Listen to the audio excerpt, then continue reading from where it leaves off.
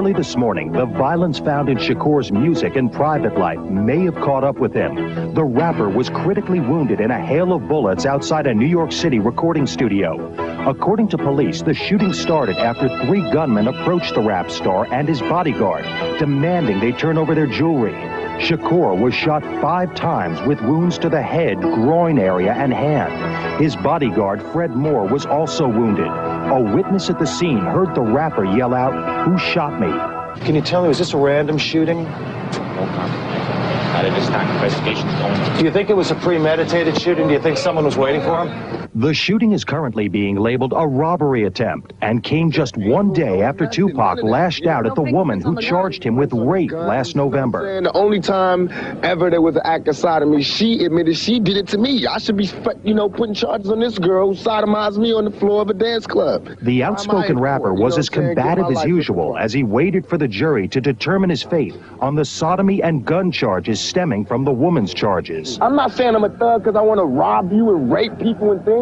I'm a businessman. The shooting at Tupac Shakur here in New York City once again underscores the incidents of violence that seem to have surrounded this man ever since he shot to superstardom in the world of music and entertainment. I think that there will be people who will say this is something that he brought on himself. Alan Light is the music editor for Vibe magazine.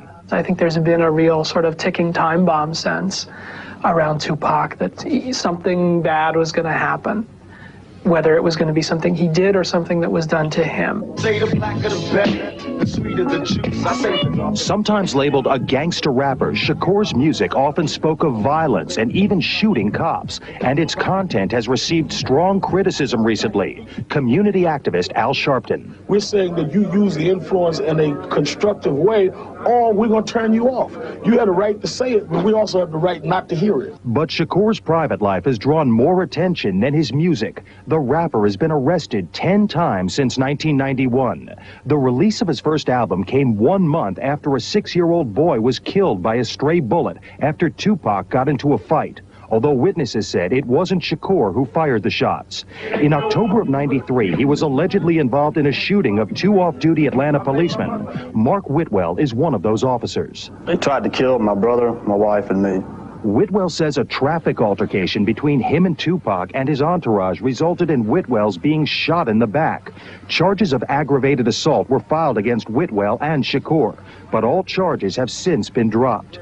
I think he's a menace and a hazard to everybody in society. Shakur's legal problems continued. Last May, he was sentenced to 15 days on a California road gang and 30 months probation for attacking a director on a music video set. The city attorney, for sure, without any additives on it, got something against me. She's really got my poster up over her bed. She almost cried because I didn't get 6 months.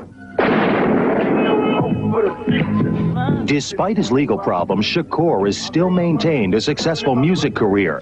He also appeared in films, most notably Poetic Justice with Janet Jackson. However, yesterday, before the shooting, he claimed he was being persecuted by the press, and the charges against him have been blown out of proportion. My whole life has been turned around. I lost every job. I lost everything, every opportunity. I can't buy cars, can't get rent, can't get none of that. But I'm still a survivor. I'm still coming to court, still smiling, still signing autographs. But soon I'm going to go crazy. Well, Shakur underwent surgery earlier today. He's listed as serious but stable.